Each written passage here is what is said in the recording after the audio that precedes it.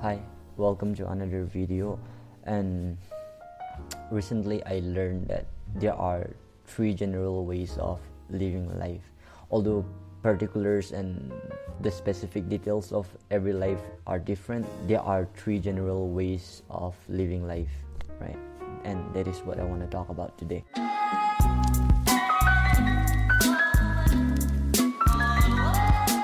Have you ever wondered why you are alive, why you are on this planet, and most importantly, what is the purpose of your existence?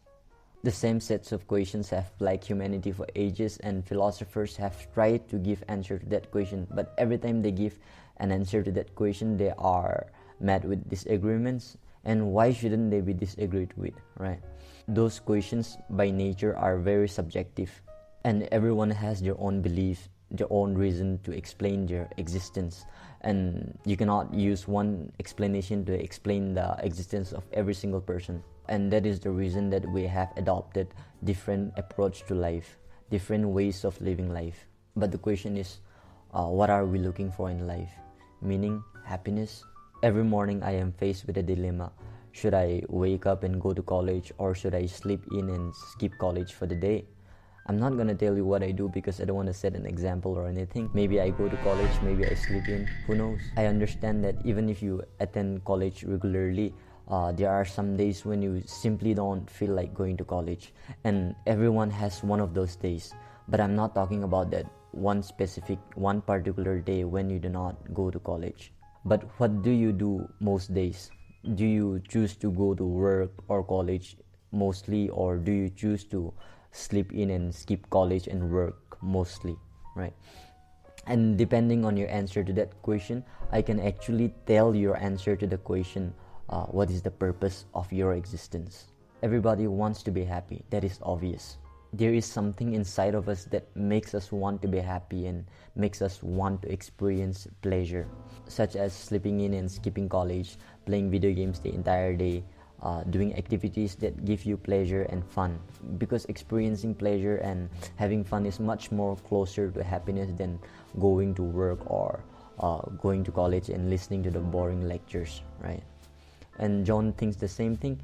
That is why he has less than 30% attendance despite living in the college hostel. John is following what we call the happy life. If John gets to live 80 years here on earth, why shouldn't he spend that 80 years trying to be happy? If happiness is the best thing that a person can get, why shouldn't John spend all his life trying to be happy?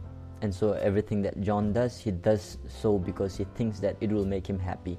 But he does not always get the happiness that he wants, because John is a human being, and human beings make mistakes. That is part of us. That is part of what makes us human beings. Suppose that John decided to steal his friend's money.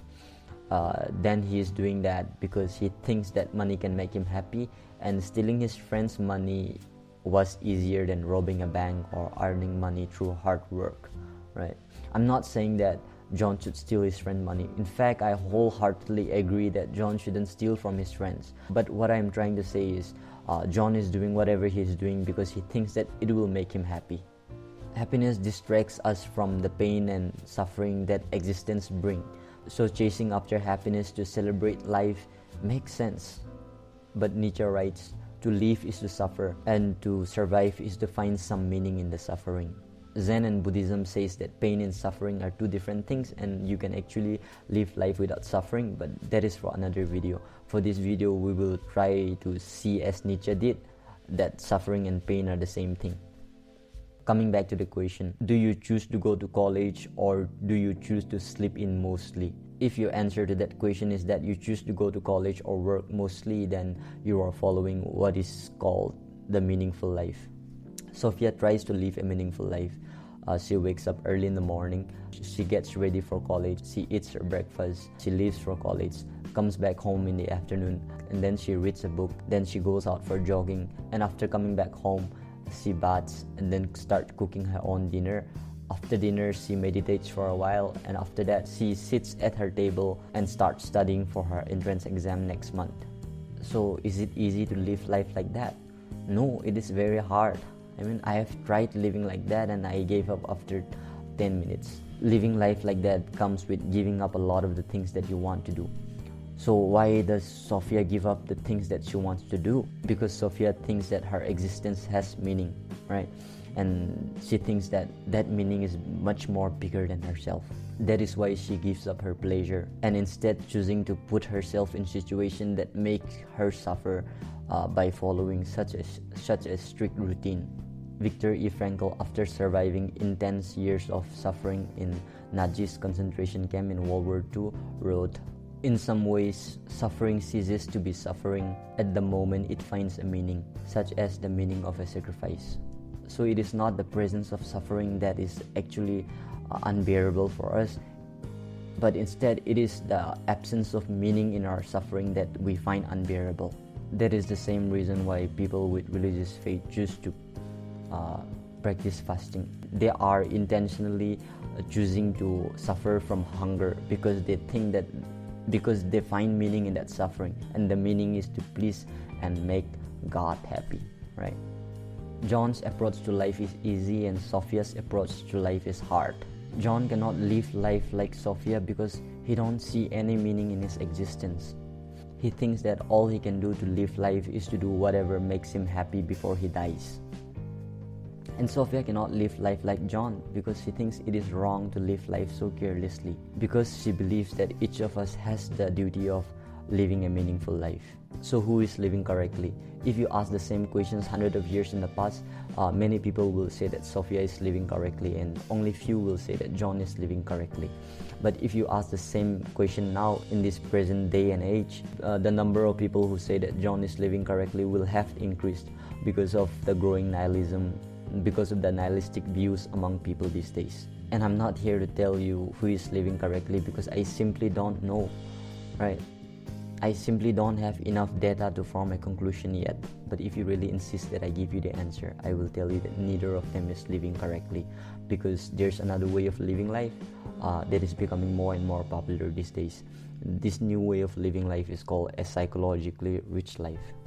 Human beings are complex creatures. Although we say that we want to be happy, we sometimes put ourselves in situations that are far from making us happier, such as watching a sad movie or reading a tragic novel. We like to think of ourselves as rational beings, but we also do a lot of things that can be seen as irrational. Sometimes we do things that make us suffer, resisting the urge to eat that last piece of cake and instead choosing to leave that for your siblings. And sometimes we do things that make us happy even though we know that it does not mean anything, making fart jokes or drinking alcohol to make you feel better, even though you know that the hangover that is coming the next day is not exactly feeling better, right? If I constantly put away things that make me happy because I have to live a meaningful life, I will not be experiencing all of life, but I will be putting myself in a cycle of experiencing the same experiences over and over again. And if I put away everything that is painful to do or make me feel like I'm suffering, then again I will not be experiencing all of life, because pain and suffering are part of life. Reality is not in black and white, sometimes it is gray, actually in multiple shades of gray. Reality is not black and white. Reality is in 50 shades of gray. Living a psychologically rich life is opening yourself up to experiences regardless of whether that experience feel good or bad, because both good and bad experiences are still experience, right? A psychologically rich life is finding thrills and amusement in everything that you do and everything that you experience, right? Imagine that you fell down and you hurt your leg real bad. A person who is living a psychologically rich life will take that experience, learn something from that experience, and he will not hate the pain that comes with that experience, because he sees that as an opportunity to learn something new, to experience something new, right? Kevin claims to be living a psychologically rich life, and unfortunately he meets an accident that causes him to lose his right leg. And so Kevin is thinking, so this is what it feels like to not have your right leg. I wonder how it feels to not have both legs. And so Kevin proceeds to cut off his left leg because he wants to experience what not having both legs feels like. So is Kevin living a psychologically rich life? No, Kevin is not living a psychologically rich life, because Kevin clearly is not thinking, and a person who does not think is probably a stupid person. It is not widely putting yourself through experiences alone, but an important part of living a psychologically rich life is thinking and examining your experiences and learning from them. Experience pain and study the cause of that pain, so that next time you can avoid making the mistakes that led you to experiencing that painful consequence. And also experience pleasure and study the cause of that pleasure, and then decide if that pleasure is worth the price you paid, and if that pleasure is worth the consequences that will follow. For example, asking yourself, is drinking right now worth the hangover that will come tomorrow, that I will experience tomorrow, right? Living a psychologically rich life allows a person to have wide range of knowledge, sound reasoning skill, the ability to see a problem from multiple POVs, the ability to understand a person's behavior. And a person who is living a psychologically rich life understand that whatever he knows is not definite, right? And it is not universal. Some of you might be thinking, that sounds like you're saying living a psychologically rich life will give you wisdom. That's right, folks. Living a psychologically rich life will give you wisdom. And subscribing to this channel will give you a notification whenever I upload a new video. Please subscribe. Now John has tried his best to live a happy life, and on his deathbed, he says, I had fun, I am satisfied. And Sophia, after trying her best to live a meaningful life, on her deathbed, she says, I have made a difference, I have contributed to the world. And Kevin, on his deathbed, says, I miss my legs. Actually, if Kevin was living a psychologically rich life, he would have said something like, it was a wonderful journey. But nope, Kevin is busy missing his legs. And Kevin did not subscribe to the average life enjoyer.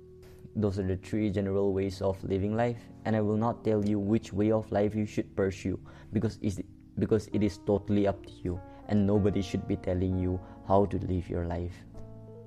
Thanks for watching, and see you in the next video, I guess. Bye bye.